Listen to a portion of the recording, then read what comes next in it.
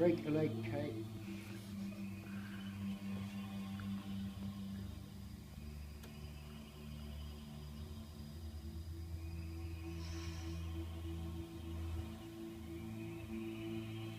The caterpillar and Alice looked at each other for some time in silence. At last the caterpillar took the hookah out of its mouth and addressed her in a languid, sleepy voice.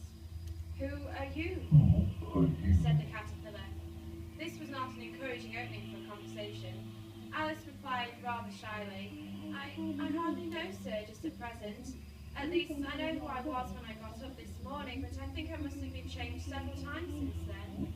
"What do you mean by that?" said the caterpillar sternly. "Explain yourself." "I can't explain myself, I'm afraid, sir," said Alice, "because I'm not myself, you see." "I don't see," said the caterpillar. "I'm afraid I can't put it more clearly," Alice replied very politely, "for I can't understand it myself to begin with, and being so many different sizes in a day is very confusing." "It isn't," said the caterpillar. "Well, perhaps you haven't found it so yet," said Alice, "but when you have to turn into a chrysalis, you will someday, you know, and then after that into a butterfly, I should think you'll feel it a little queer, won't you?" "Not a bit," said the caterpillar. "Well, perhaps your feelings may be different," said Alice. "All I know is it will feel very queer to me." "You?" said the caterpillar contemptuously. "Who are you?" Which brought them back again to the beginning of the conversation. Alice felt a little irritated at the caterpillar's making such very short remarks, and she drew herself up and said very gravely, "I think you ought to tell me who you are first." "Why?" said the caterpillar. Here was another puzzling question, and as Alice could not think of any good reason, and as the caterpillar seemed to be in a very unpleasant state of mind, she turned away. "Come back," the caterpillar called after her. "I've something important to say." This sounded promising, certainly. Alice turned and came back again. "Keep your temper," said the caterpillar. "Is that all?" said Alice, swallowing down her anger as well as she could. "No," said the caterpillar. Alice thought she might as well wait, as she had nothing else to do, and perhaps after all it might tell her something worth hearing. For some minutes it puffed away without speaking, but at last it unfolded its arms, took the hookah out of its mouth again, and said, "So you think you're changed, do you?" "I'm afraid I am, sir," said Alice. "I can't remember things as I used, and I don't keep the same size for 10 minutes together." "Can't remember what things?" said the caterpillar. "Well, I've tried to say, how doth the little busy bee, but it all came out different," Alice replied in a very melancholy voice. "Repeat, you are old, Father William," said the caterpillar. Alice folded her hands and began, said, "and your hair has become very white, and yet you incessantly stand on your head. Do you think at your age it is right?" "In my youth," Father William replied to his son, "I feared it might injure the brain, but now that I'm perfectly sure I have none, why, I do it again and again." "You are old," said the youth, "as I mentioned before, and have grown most uncommonly fat. Yet you turned a back somersault in at the door. Pray, what is the reason of that?" "In my youth," said the sage, as he shook his grey locks, "I kept all my limbs very supple. By the use of this ointment, 1 shilling in the box, allow me to sell you a couple." "You are old," said the youth, "and your jaws are too weak for anything tougher than suet. Yet you finish the goose with the bones in the beak.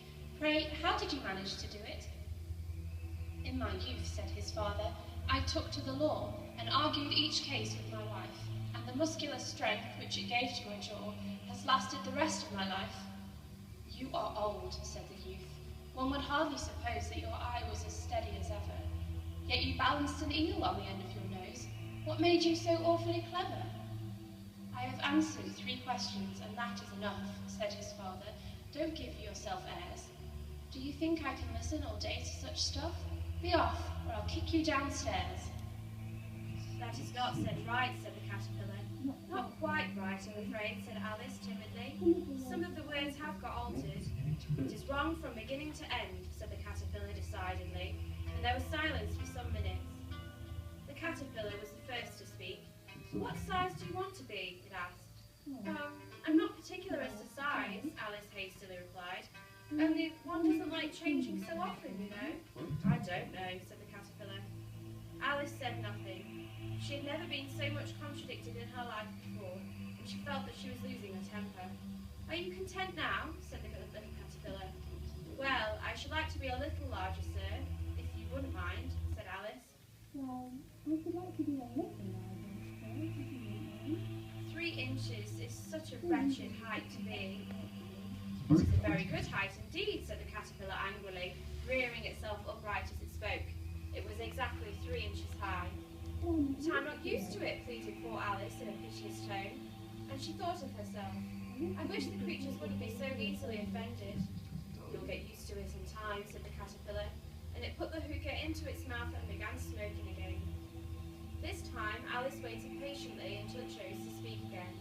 In a minute or two the caterpillar took the hookah out of its mouth and yawned once or twice and shook itself.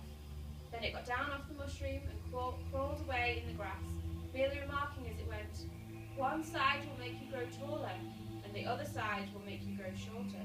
"One side of what?" "The other side of what?" thought Alice to herself. "Of the mushroom," said the caterpillar, just as if she had asked it aloud, and in another moment it was out of sight. Alice remained looking thoughtfully at the mushroom for a minute, trying to make out which were the 2 sides of it, and as it was perfectly round she found this a very difficult question. However, at last she stretched her arms round it as they would go, and broke off a bit at the edge with her hand.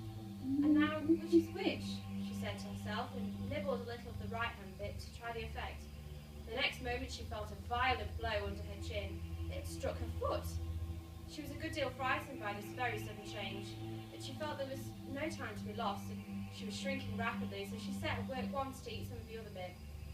Her chin was pressed so closely against her foot that there was hardly room to open her mouth, but she did it at last, and managed to swallow a morsel of the left-hand bit.